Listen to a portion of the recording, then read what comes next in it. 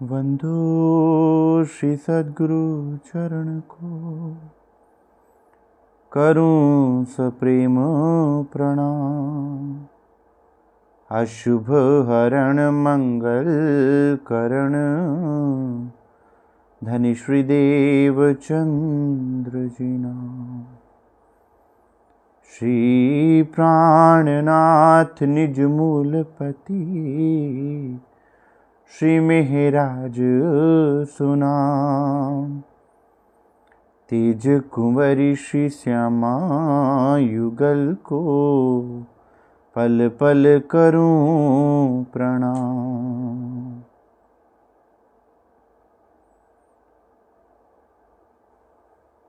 प्रथम लागू दो चरण को, धनिये न छुड़ायो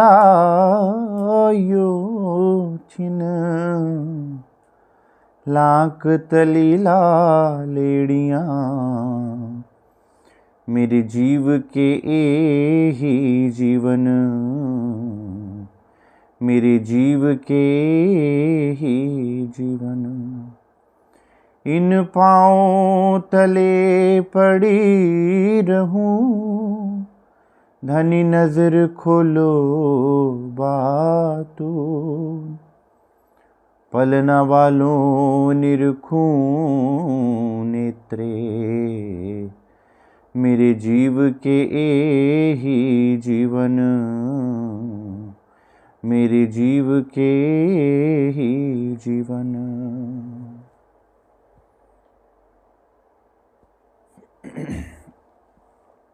श्री सुंदर साथ जी, हम सब सुंदर साथ ने परमहंस महाराज श्री राम रतन दास साहिब की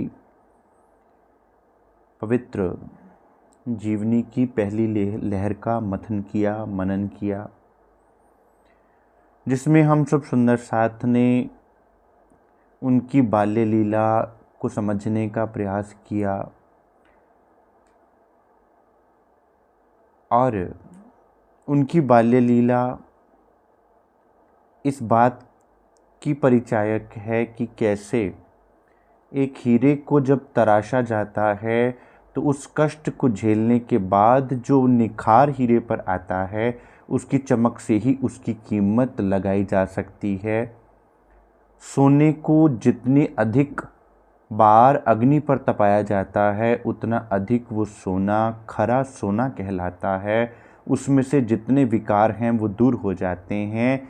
ऐसा संघर्षपूर्ण जीवन परमहंस महाराज जी का रहा, जो हम सुंदर साथ को हमारे जीवन में आने वाली छोटी मोटी दिक्कत परेशानियों से लड़ने की हिम्मत प्रदान करती है कि कैसे परमहंस महाराज जी ने अपने बाल्यकाल से ही इतने बड़े बड़े कष्टों का सामना किया और हम सब सुंदर साथ को प्रेरणा दी कि हे मेरे सुंदर साथ, अगर धनी तुम्हारे साथ हैं तो तुम्हें डरने की आवश्यकता नहीं है।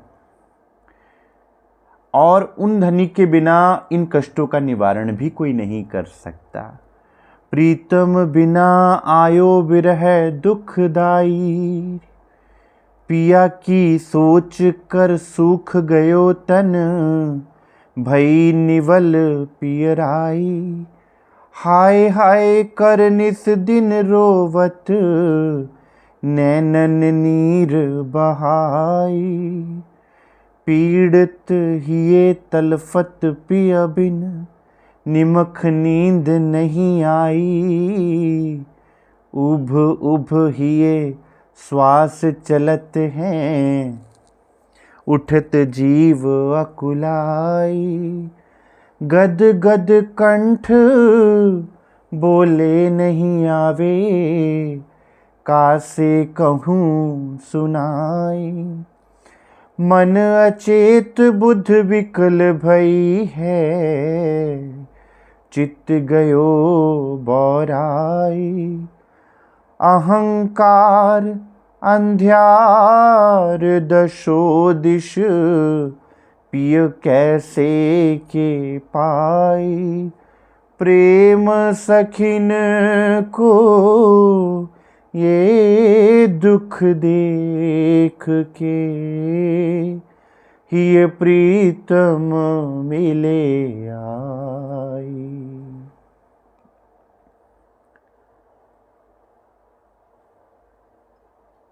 जब इतने कष्टों में यहाँ जीव तिल मिलाता है और अंदर प्यास उस आनंद की जगती है, उस प्रेम की जगती है, तो प्राण प्रियतम की याद आती है, उन सुखों की याद आती है, जिन अखंड सुखों को याद कर कर के यहाँ पर हम उन सुखों को प्राप्त कर सकते हैं, और जिन सुखों को भुला देने मात्र से हम सुंदर साथ, हम आत्माएं यहाँ जीव का संग करके दुख रूपी ब्रह्मांड में आकर उलझ गई हैं, और बिना प्रियतम के जगाए, बिना प्रियतम के सहारा दिए हम यहाँ से जाग नहीं सकते, क्योंकि ये संसार दुख रूपी है।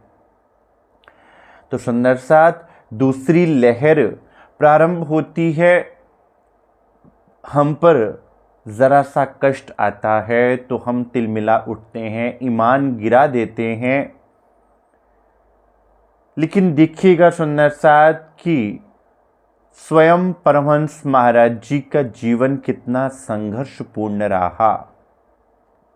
उस संघर्ष ने उनके अंदर के वैराग्य को, उनके अंदर के भाव को और अधिक बढ़ा दिया, जिससे उनके अंतर मन पर वो प्रभाव पड़ता है, वो दिव्यता उनके अंदर आती है, जो दिव्यता उनको आगे चलकर धनी के चरणों तक पहुंचाएगी।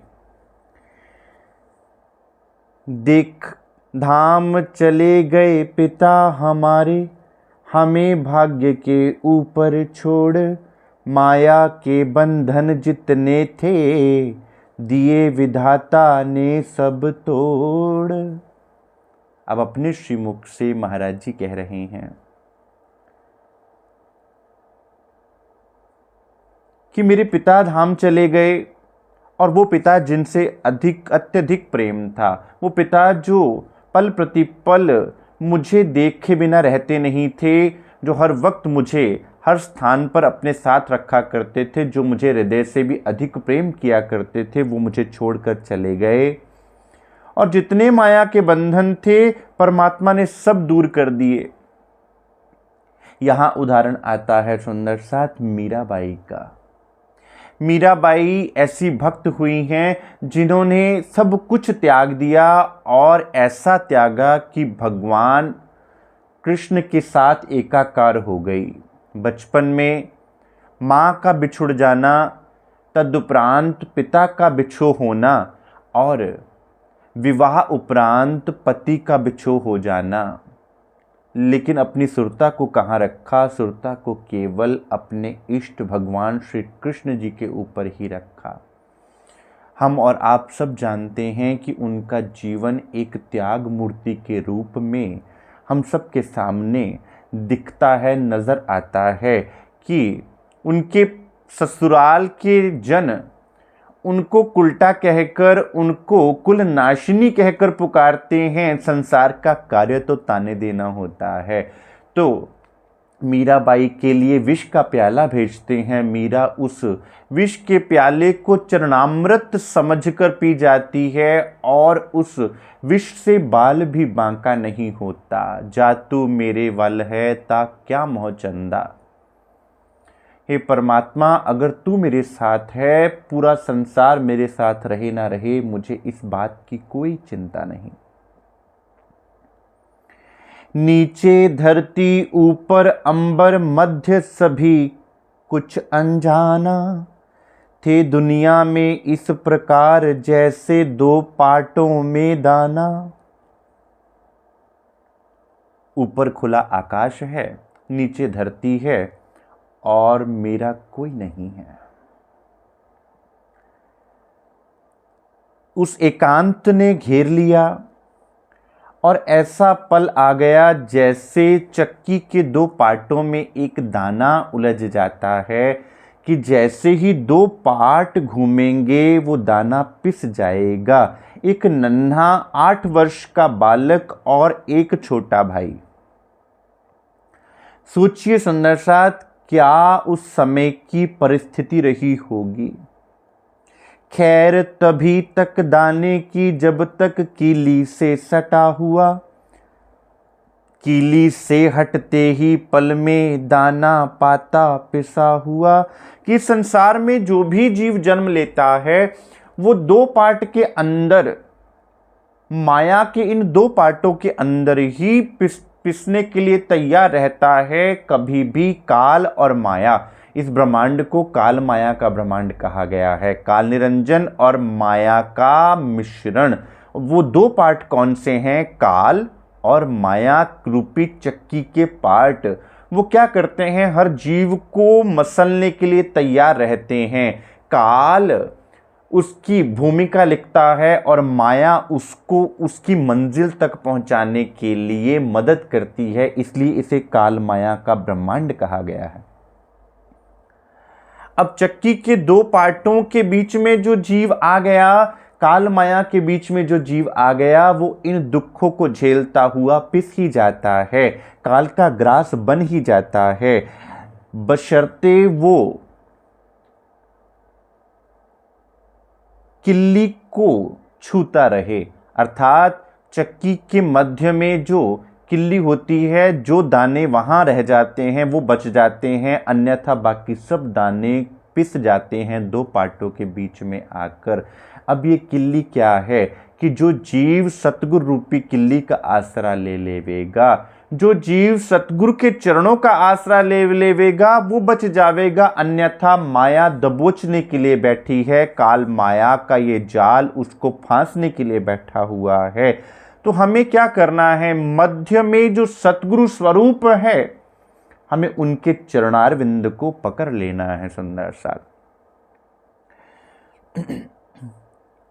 जग के दोनों पार घूमते, क्या ऊपर क्या नीचरला। अब ये पार्ट हर पल घूमते जा रहे हैं चक्की के और रुकने वाले नहीं हैं। इस तरह से ये समय भी घूमता जा रहा है, ये संसार भी घूमता जा रहा है। इसमें जो भी कोई जीव फंसता है वो उलझता जाता है और ही उलझता जाता है। दाने का टिकना मुश्किल है, चक्कर में आ ही जाता। काल चक्र की चक्की से दाना दाना सब पिस जाता। अब सुंदर साथ कितने सुंदर उदाहरण के साथ महाराज जी बता रहे हैं कि इस काल चक्र की चक्की से कोई नहीं बच पाया। निराकार साकार पाटले सदा आदि से घूम रहे, चक्की घोर अजब है ये पिसने वाले झूम रहे। अब ये निराकार और साकार की दो पार्टों की चक्की है। निराकार कौन? काल निरंजन। और उसका माया कौन सा उसका रूप है? माया ये जो साकार रूप प्रकृति रूप हमें नजर आ रही है, ये साकार और निराकार की दो पार्टों की माया है जो दोनों तरफ से हमें उलझाती है। और जैसे कभी चक्की पीसते हुए किसी व्यक्ति को देखा जाए तो दाने जो हैं उछल उछल कर चक्की में घुस जाते हैं, उन्हें प्रतीत होता है पता नहीं कौन सा रस आने वाला है।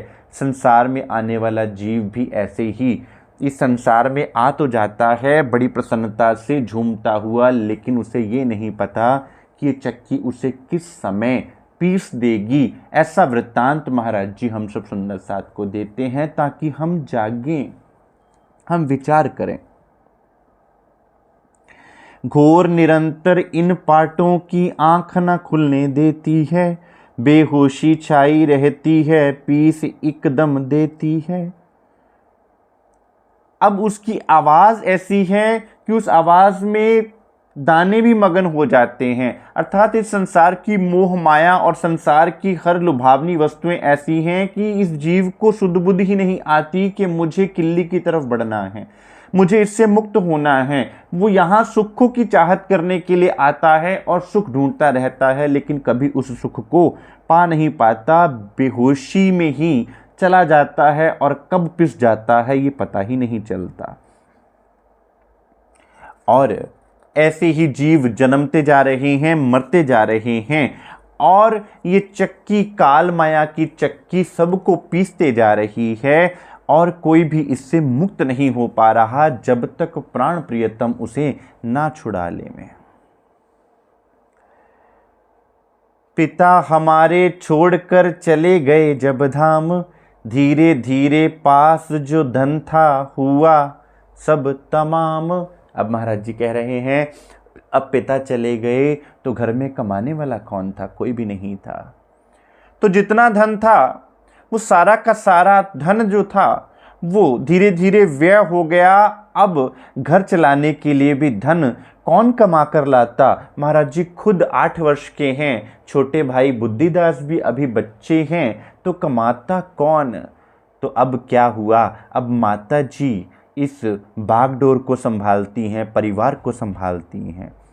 माता रह गई सिर्फ साथ में लालन पालन को केवल, 8 वर्ष का बालक मैं क्या दे सकता उनको बल। मेरी माता मेरे सिर पर रह गई और हमारा लालन पालन दोनों भाइयों का करने के लिए कौन? मेरी माँ जो दिन रात मेहनत करके हमें पालन करती थी। सुंदर साथ कहना आसान है,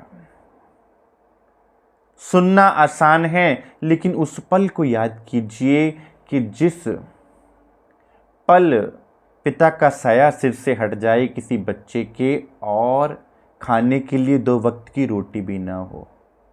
वक्त कितना कठिन आया है, कैसे हालात बनते जाते हैं। सुख सागर प्यारों के लिए दर्द पर दर्द सहते जाते हैं। उलट फेर है ही माया में, उलट गई बाजी सारी। काम किसी का करता कोई, करता को पड़ता भारी। अभी माया का फेर ही उल्टा है। माया हर सीधी बाजी को उलट देती है, हर काम में हमें उलझा देती है और जीव यहां तड़पता रह जाता है।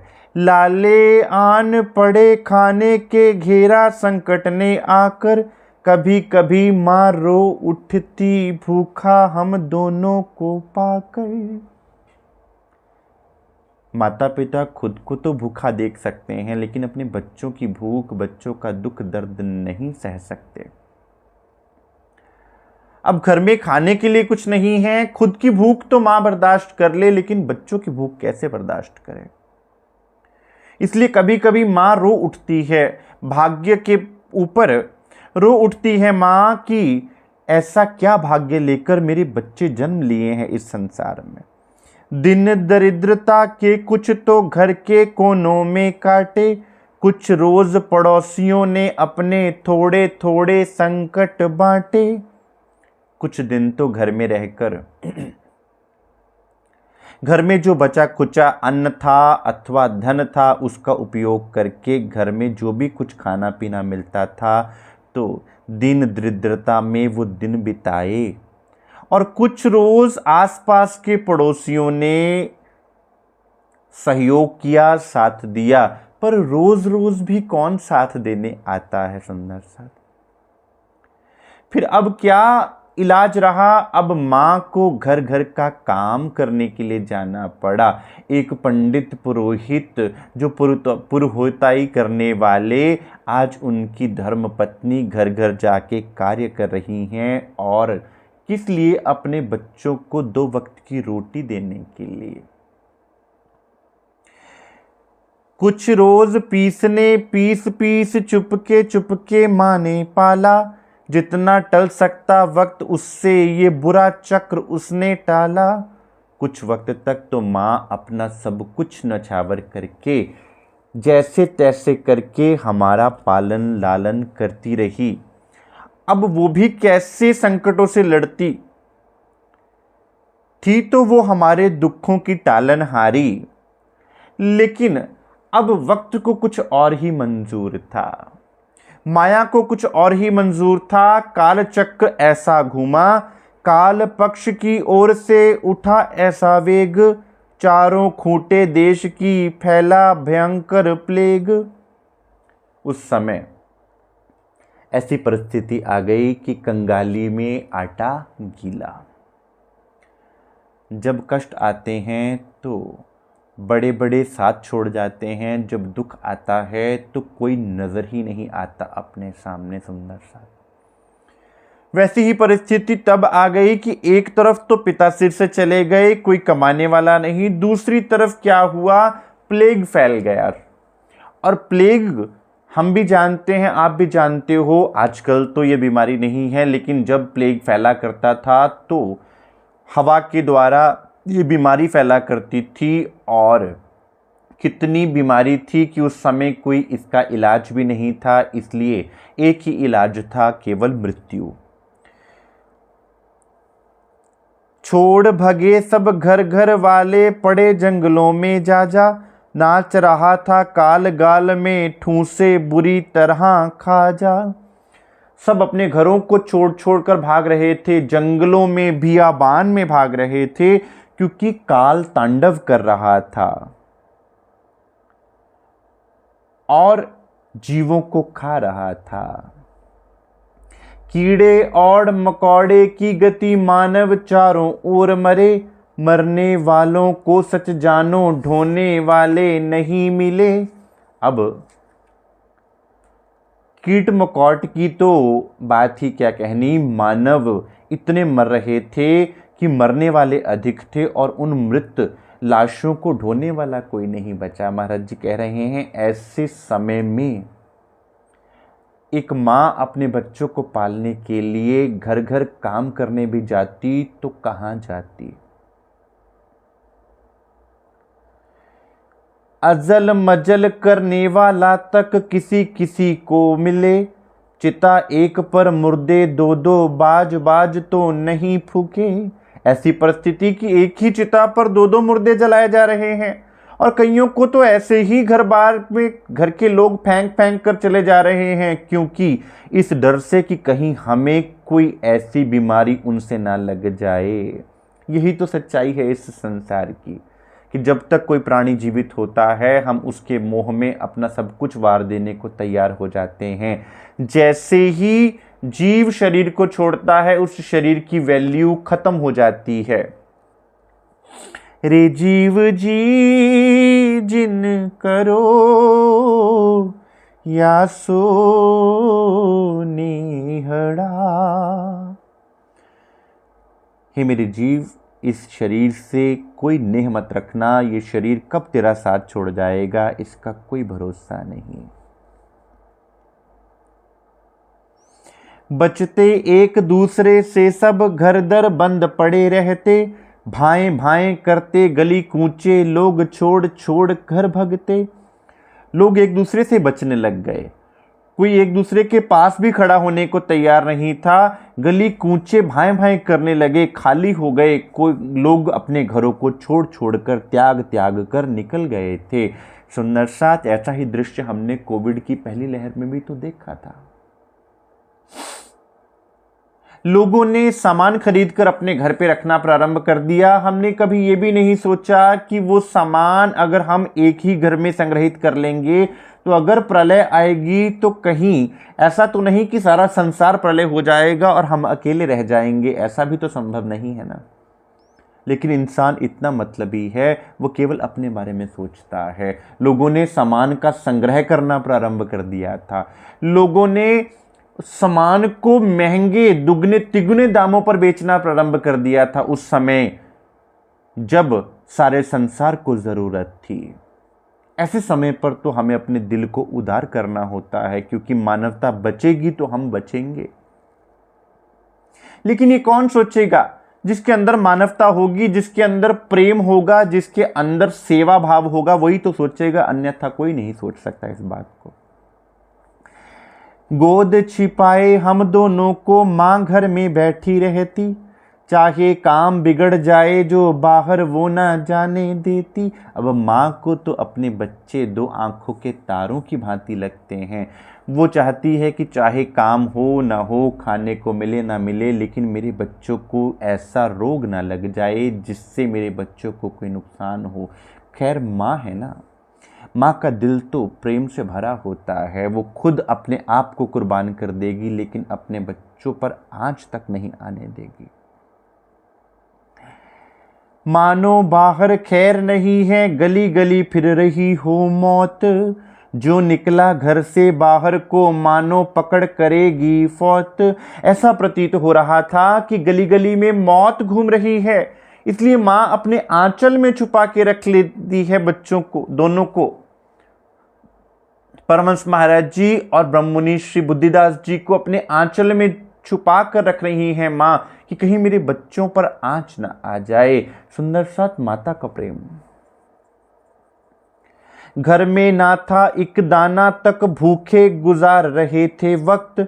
समय तंग था तो पहले ही, लेकिन और हुआ कुछ सख्त। घर में एक दाना तक नहीं था खाने के लिए।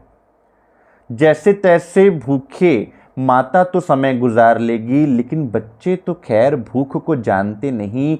उनको तो बचपना है, उनके लिए इतने बड़े बड़े सबक उनके लिए नहीं थे कि भूखे रहना जीवन से अधिक ज़रूरी नहीं है।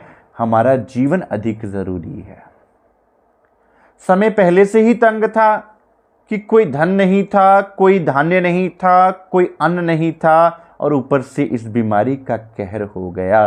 कैसी कैसी परीक्षाएं सुंदर साथ। अपनी परम स्नेही जननी अनायास बीमार हुई, लिए फिरी कुछ देर दुख को, आखिर को लाचार हुई। इसी बीच माँ भी बीमार पड़ गई। बीमारी में भी हमारे लिए हर वो मुमकिन कोशिश करती रही, लेकिन खैर शरीर था साथ छोड़ गया, वो भी बिस्तर पकड़ गई। गिर ही गई अंत छैया पर, दवा ना दारू गांठ ना दाम। सिर्फ आसरे पर पानी के माने, काटा समय तमाम। उन्होंने सेज्जा पकड़ ली, पलंग पकड़ लिया, और कोई दवा दारू थी ही नहीं। अगर कोई दवा दारू करने वाला होता तो वो बच जाती, लेकिन ना खाने को अन्न, ना इलाज के लिए दवाई दारू, तो उनका इलाज किस प्रकार से होता, और पानी पी कर कब तक समय काटते। सुंदर साथ, हम लाए हैं तूफान से कश्ती निकाल कर, इस देश को रखना मेरे बच्चों संभाल कर। जब महापुरुष ये बात बोलते हैं तो इसमें बहुत दर्द छुपा होता है। ये वाणी जिस तरह आपके पास पहुंची है, ये सद्गुरुओं के द्वारा ये नियामत जिस तरह आपके पास पहुंची है, ये बहुत कुर्बानियों के बाद पहुंची है। और ये कुर्बानियों को आप उनके श्रीमुख से जब सुनोगे तो सुंदर सा त्राह निकल जाती है कि सतगुरु ने किस तरह अपना जीवन न्यौछावर कर दिया हम पर।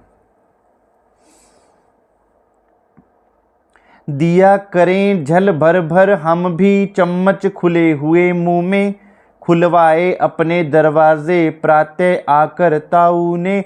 हम भी केवल जल पर ही थे और माँ को भी जल ही पिलाते जा रहे थे। माँ का मुंह खुला हुआ था और हम उसमें जल डालते जा रहे थे, ऐसा समझकर कि माँ को भूख लगी होगी। एक 8 वर्ष का बालक क्या समझेगा। सुबह आकर जब ताऊ ने दरवाज़ा खुलाया तो बाहर से ही हाल पूछा कि माँ का क्या हाल है। तो हमने क्या कह दिया, हमने क्या कहा कि माँ कुछ बोल नहीं रही। वैसे तो अच्छी प्रतीत होती हैं, आधी रात तक तो हाय हाय कर रही थी, लेकिन अब शांत हैं। अब वे नहीं जानते कि ये शांति मृत्यु की है। ये शांति शांत होने की नहीं है, ये शांति हमेशा के लिए शांत होने की शांति थी। चुप पड़ी हैं अब तो पानी देने पर ही पीती, कि अब तो शांत पड़ी हैं और जब उनके मुख में जल डालते हैं तो वो पी लेती हैं।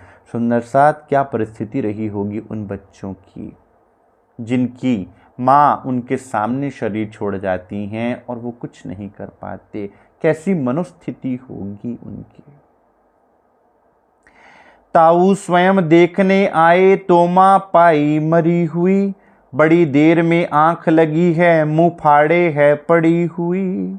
जब ताऊ ने आकर अंदर देखा तो क्या पाया कि मेरी माता जी धाम चल गई थी, मेरी माता जी संसार को त्याग गई थी। अब इससे अधिक और पीड़ादायक पल क्या हो सकता था, इससे बड़ा और कहर क्या टूट सकता था एक बच्चे के लिए जिसके बचपन में ही पहले पिता का साया सिर से हट जाए, फिर माता का साया सिर से हट जाए। इससे बड़ा और कहर क्या टूटेगा सुंदर सा।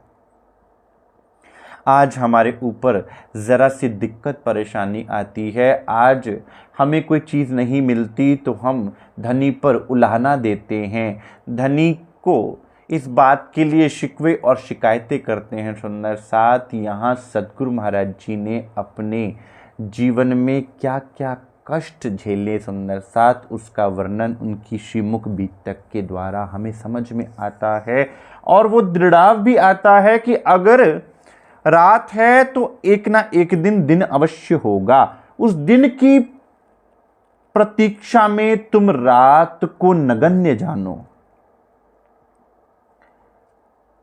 अब ताऊ ने कहा, अरे भाई तुम जिसे सोई हुई समझ रहे हो ना, वो मृत हो चुकी है। अब जाओ गांव में जाकर देखो कि कहीं कोई अन्य व्यक्ति मरा हुआ है या किसी अन्य की मृत्यु हुई है, तो जिस गाड़ी में उस लाश को भेजा जाएगा उसी में ही तुम्हारी माता जी के भी मृत देह को डालकर हम उनको उनके देह क्रिया के लिए भेज देंगे, नहीं तो इनकी देह यहां पड़ी पड़ी ही सड़ जाएगी।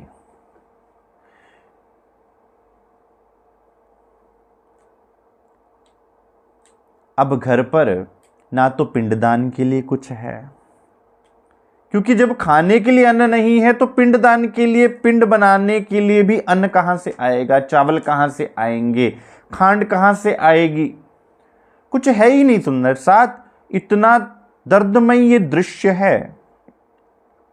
घर में क्या है, थोड़ा सा गुड़ पड़ा हुआ है, थोड़ा सा गेहूं का दाना पड़ा हुआ है, कुछ भी नहीं इसके अलावा।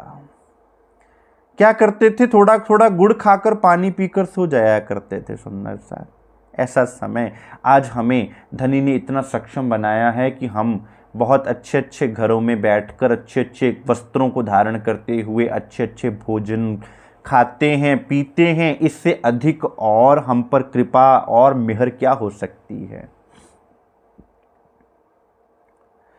एक सुनार पर वाजिब था कुछ कर्ज पिता का दिया हुआ, सोचा मैंने चले उसके घर शायद मिल जाए कुछ आसरा।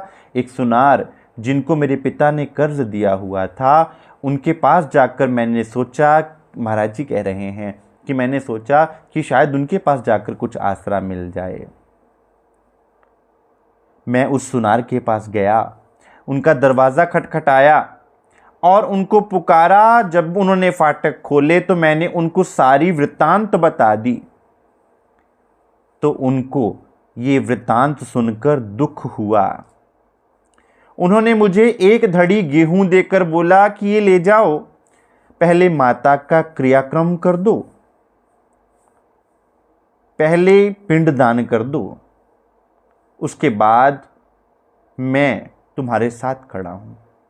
चले गए हम गेहूं लेकर, थमा ली दिए ताऊ जी को, गुड़ दे कर के चले पूछने गुड्डी के लिए माता को। अब गेहूं लेकर चले गए, अब गुड़ भी दे दिया, गेहूं भी दे दिए, ताऊ को पकड़ा दिए और अब गड्डी अर्थात गाड़ी का इंतज़ाम करने के लिए उनको शमशान भूमि तक ले जाना है। अब देखिएगा सुंदर साथ, एक मार्मिक दृश्य भी है और इससे हमें एक शिक्षा भी प्राप्त होती है। हमने एक द्वार पर जाकर उसकी कुंडी खटकाई, बड़ी देर के बाद द्वार पर बोली आकर एक माई। अब मैंने जब पास के घरों में पूछना शुरू किया कि किसी के घर में अगर कोई मृत्यु हुई हो, क्योंकि उस समय एक एपिडेमिक फैला हुआ था। तो अगर मैंने सोचा एक बच्चा कितनी बुद्धि रखता है, सुंदर 7-8 साल का बच्चा, तो भोलेपन में क्या कहते हैं महाराज जी, जाकर कुंडी खड़काते हैं। एक माई कुंडी खोलती है, उसको पूछते हैं, क्यों भैया क्यों आया, बतला जो कहना है झट कह जा। हमने भी झट से पूछा कोई तेरे आज मरा है क्या। दरवाज़ा खोला और माई ने पूछा कि भाई तुझे क्या चाहिए। तब महाराज जी नन्हे बालक 8 वर्ष के क्या अपने मुखारबिंद से कहते हैं कि क्या आज तुम्हारे यहाँ कोई मरा है। अब कौन चाहेगा कि कोई किसी का मर जाए, या कोई चाहेगा कि कोई किसी को मरने की बात भी कह दे। तो क्या होना था, सामने से गालियों की वर्षा ही तो होनी थी। उन्होंने इसी बात को सुनते ही मुख पर दरवाज़ा मार दिया, दरवाज़ा बंद कर दिया और गालियां देने लग गई। महाराज जी हैरान हो गए कि मैंने ऐसा क्या पूछ लिया। भोलापन देखिए सुंदर साहब। मरा मना अपने को जाके बड़बड़ाई वह काफी देर, सुनता रहा भौंकना उसका कही बात सब मुझ पर गिर। क्या कहती हैं कि मेरे घर का कोई क्यों मरे, तू अपने मरे हुए को मना जाकर। कौन कहेगा, कौन चाहेगा कि उसके किसी घर के व्यक्ति पर कोई आंच आ जावे। लेकिन मेरी समझ ना आया क्यों मुझ पर नाराज हुई। खैर वहां से चला अगाड़ी फिर आगे आवाज दी। उस घर को छोड़कर मैं आगे चल पड़ा। एक नन्हा बालक जिसको ये भी समझ नहीं कि जन्म क्या है मृत्यु क्या है, वो अगले घर पर जाकर पूछते हैं, वही बात दोहरा देते हैं कि क्या इस घर पर कोई मरा है, क्या तुम्हारा कोई मरा है। वहां से भी वो गालियां की बौछार करती है और दरवाजा पटक देती हैं। भाग पड़ा मैं एकदम वहां से सुनकर उसका ललकारा। मैं वहां से भी भाग आया। हमें समझ ना आई फिर भी मेरी बातें सुनते ही क्यों बक बक करने लगती हैं जिससे मुर्दे की पूछी। कहते मुझे समझ में ही नहीं आ रहा था कि जिससे भी मैं पूछ रहा था कि कोई मरा है, वो मुझ पर इतना क्यों चिल्ला रहा था। अब मैंने घरों में झांक झांक कर देखना शुरू कर दिया कि किसी के घर में तो किसी की मृत्यु हुई होगी। मैं पूरे गांव में जब घूमा, एक जगह मैंने मुर्दे को पाया। तो मैंने उस मुर्दे वाले के घर वाले से पूछा कि मेरी माता की भी मृत्यु हो गई है, तो क्या तुम मेरी माता के शव को भी इस मुर्दे शव के साथ शमशान तक पहुंचा दोगे। उसने हाँ कर दी और कहा कि जाकर पिंडदान आदि करके उनके शव को तैयार कर लो और बांध दो। हम जल्दी आएंगे गाड़ी लेकर और उसी में तुम धर देना और हम उसको शमशान पहुंचा देंगे। अब सुंदर साथ, जब महाराज जी ये कहते हैं कि मैं घरों में पूछ रहा था कि कोई मरा है कोई मरा है, तो सब नाराज होते थे। आज कौन सा घर है सुंदर साथ, आज के परिप्रेक्ष्य में ये शरीर एक घर है। इसमें मन जो है वो जब तक जीता है तब तक ये माया हमें उलझाए रखती है। तो सतगुरु आके पुकारते हैं, भाई क्या तेरा मन मरा है। तो जीव को बड़ा कष्ट होता है, जीव मन का साथ नहीं छोड़ना चाहता। जीव बड़बड़ाता है कि मेरा मन क्यों मरे, क्योंकि मन के द्वारा ही तो सब स्वाद पूरे हो रहे हैं।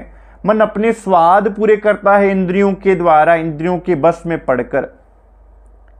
सतगुरु आते हैं, टेर लगाते हैं कि भाई तेरा मन मरा है कि नहीं मरा है, और वो बात जीव को बुरी लग जाती है। जीव उस बात को समझ ही नहीं पाता कि सतगुरु किसके मरने की बात कर रहे हैं। सतगुरु बात कर रहे हैं मन के मरने की, और सतगुरु ही समर्थ हैं जो हमारे मन को मार सकते हैं। गाड़ी जल्दी ही आ पहुंची, मां को लाद दिया उसमें, जिसमें सदा बोझ लदते हैं, लाद दिया माँ को उसमें। जिसमें बोझ लादा करते थे जिन गाड़ियों में, उस गाड़ी में मैंने अपनी माता की देह को लाद दिया। संवत 1964 में मगन देवी माँ धाम गई, दोनों भाई शेष रह गए, सरप्रस्त भी कोई नहीं। अब संवत 1964 में श्री मगन देवी माँ धाम चली गई और इसके साथ ही परमहंस महाराज जी और श्री ब्रह्ममुनि श्री बुद्धिदास जी के सिर पर से माता पिता दोनों का साया उठ गया। सभी सहारे तोड़ के लिए किए काल ने अंत, एक सहारा शेष था चले हम उसी के पंथ। अब सारे सहारे दूर हो गए, काल ने सब सहारे दूर कर दिए। अब हम उसके मार्ग पर चल पड़े जो सबका एक सहारा है। कौन? एक सहारा तेरा प्रीतम और सहारा कोई नहीं, एक सहारा तेरा प्रीतम और सहारा कोई नहीं, तुम ही हो महबूब हमारे और हमारा कोई नहीं। ये बात को सुंदर साथ हम गा मात्र देते हैं, महाराज जी ने इसको करके दिखाया कि जिस मार्ग पर वो चले वो एकांत मार्ग पर चलते हुए सुंदर साथ, ना कोई अपना, कबीरा खड़ा बाजार में मांगे सबकी खैर, ना कहूँ से दोस्ती ना कहूँ से बैर। अब बैरी भी कोई नहीं रहा, दोस्त भी कोई नहीं रहा। एक दोस्त कौन? पूर्ण ब्रह्म परमात्मा। सुंदर साथ ऐसी परीक्षा जो यहां पर महाराज जी ने बताया कि ऐसी परीक्षाओं से निकलने के बाद वो मार्ग प्रशस्त होता है जिसमें धनी आकर खुद थाम लेते हैं। वक्त कितना कठिन ये आया है, कैसे हालात बनते जाते हैं, सुख सागर पियारूहों के लिए दर्द पर दर्द सहते जाते हैं।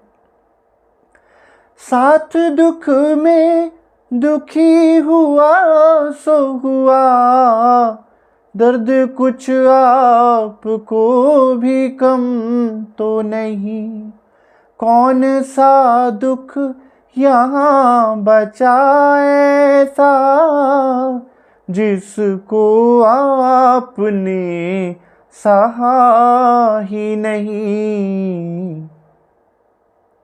सुंदर साथ वो अर्श के मालिक सतगुरु साहिब इस संसार में हम आत्माओं को जगाने की भूमिका में अपने ऊपर वो कष्ट झेलते हैं, वो दर्द लेते हैं, हम आत्माओं को जगाने के काज के लिए।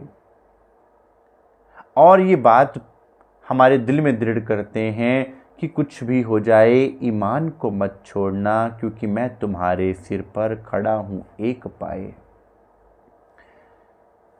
दुख ना द्यूं फूल पाखड़ी, कि मैं तुम्हें फूल पाखड़ी जितना दुख भी नहीं दूंगा। जहां पर कष्ट होगा मैं अपना कंधा लगाकर वहां पर तुम्हारा सहयोग करूंगा।